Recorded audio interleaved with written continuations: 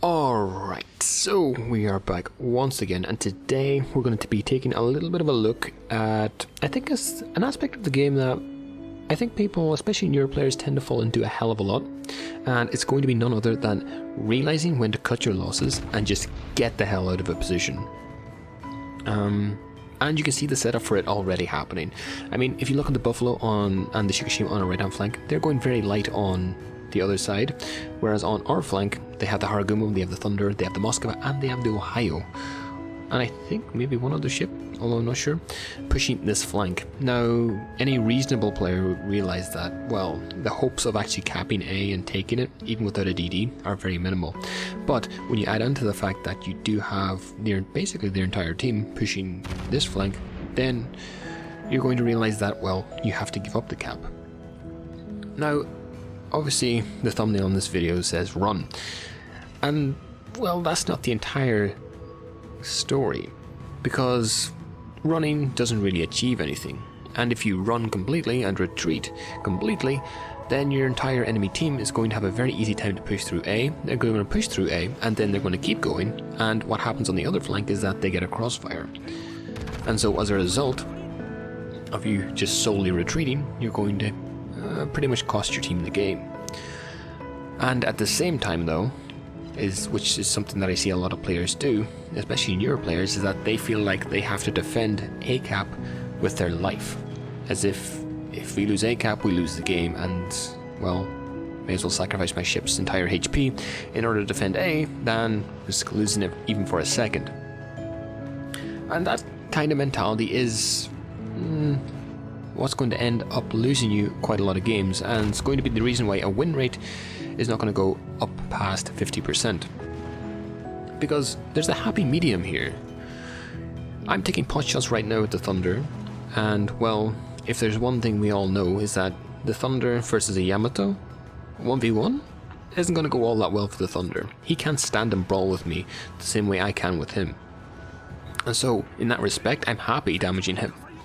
At least initially. What this serves to do is two things. It lowers the impact of the Thunder on the game, because he has to be more aware of, just how much damage he's taking and be very careful of that. And at the same time, it serves as a warning to other ships hoping to push in and cap A. And it slows down the push on this flank, which is the main goal. The main goal here isn't, to heroically 1v5 the enemy team and kill them all. No, even though that would be nice, and maybe someday we'll get there if I learn how to actually play this game effectively. No, the main goal here is to delay the push long enough so that our team can get to A, or get this from C to B, and create an advantage on that flank. Because the other side of the map on their side is suffering from this same exact issue. The Shikishima and the Buffalo are getting overwhelmed on that other flank. And what it basically comes down to is which side of the team, which team can actually handle that pressure the best. And that's what's going to be the sole determining factor on who wins the game. Now at this point, the Haragumo decides in his infinite wisdom to push through the middle of the map for some reason, because he sees the other flank basically capitulating, which is a bit questionable, because by the time he actually gets over there, the decision will already have happened, so it's a bit of a waste of time. Now at this point in the game, you will see I've dropped down to about 23k, and we've tanked about 1 million damage, which is ideal in this scenario. Now in a second, as you see me type in chat, be careful Buffalo, because that Ohio is going to come steaming through A, and he's going to keep coming in order to get that crossfire either on the Thunder or the Republic, as you can see on the minimap. Now again, just because they've already got the cap doesn't mean our job on this flank is over. Frankly, it's just beginning. You see, the one thing that I do talk about, how you need to be defensive or you need to be aggressive sometimes, but there's a fine line between being aggressive and over pushing. Because if you look at the actual state of the map, oh, that's a beautiful salvo. If you look at the state of the map, you can actually see that they have the cap advantage, they have the points advantage, and none of their ships have actually gone down. And so at this point in the game, they're pretty much winning. But I'm not too bothered about that right now, because I'm very happy to see what's happening. Their Moskva, their Ohio, their Hindenburg They're all falling into the same syndrome of having to win harder. And so what that allows me to do is I can kite away all day. I can just run away all day. I can get undetected if I really want to, because I don't think the Moskva's actually going to chase me down. I'm happy taking pot shots all day long. And, well, in this scenario, I can overpen the Moskva all day long. I can play this game as long as I need to. I can rank up damage, I can tank damage, I have my damage con ready, I have 2 more heals. I'm happy doing this. What the enemy team ideally should do right now is probably not push so hard. But now that the game has actually swung over though, that would be the best play if B just didn't flip. And now you see them retreating. But in the case that the C, we have control of both C and B, well, now they're in a bit of a sticky situation because they kinda do need to push harder now. And they do get the kill on the Buffalo, which is a bit unfortunate, but at this point they need to be constantly pushing because they've just lost control. And the control has flipped over to my team. And so in this scenario,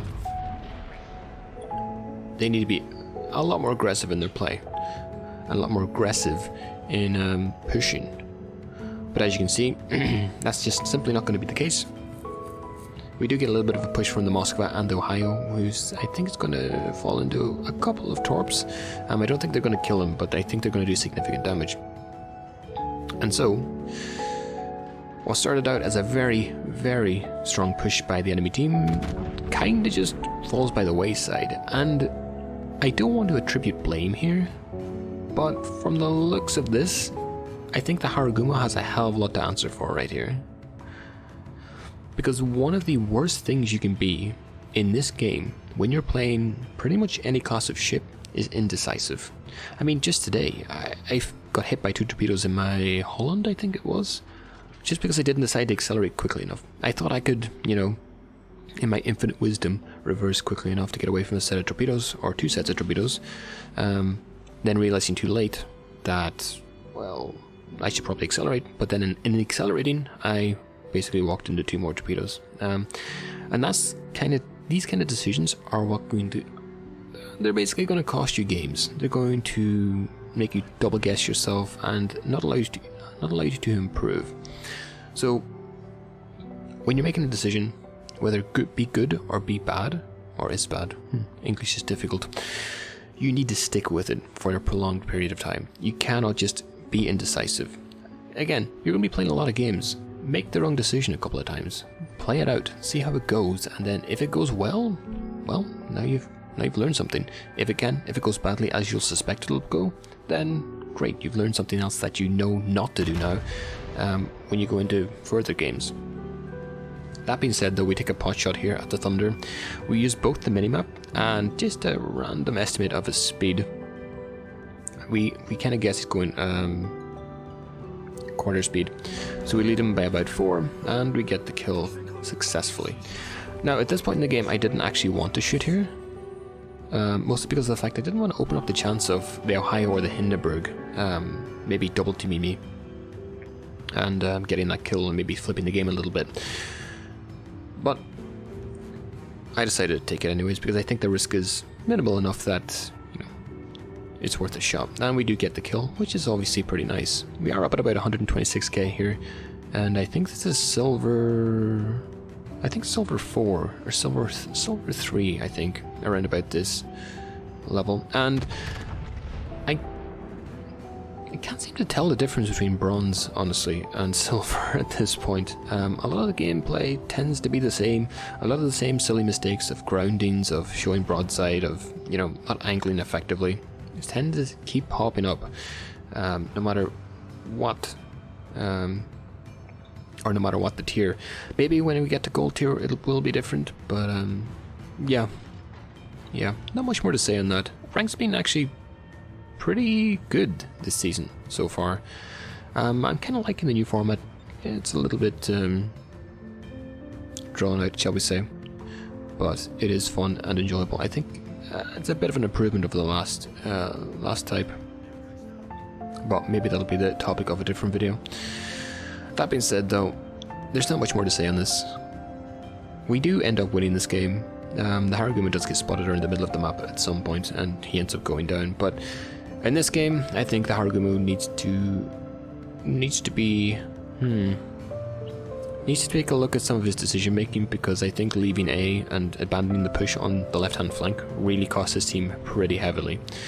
But again, I'm just an average player, that's my opinion, and well, in your games in the future, maybe, just maybe, know when to cut your losses and tactically retreat, or tactically run. But with that being said, I hope you enjoyed, and I'll leave you with the Haragumo dying.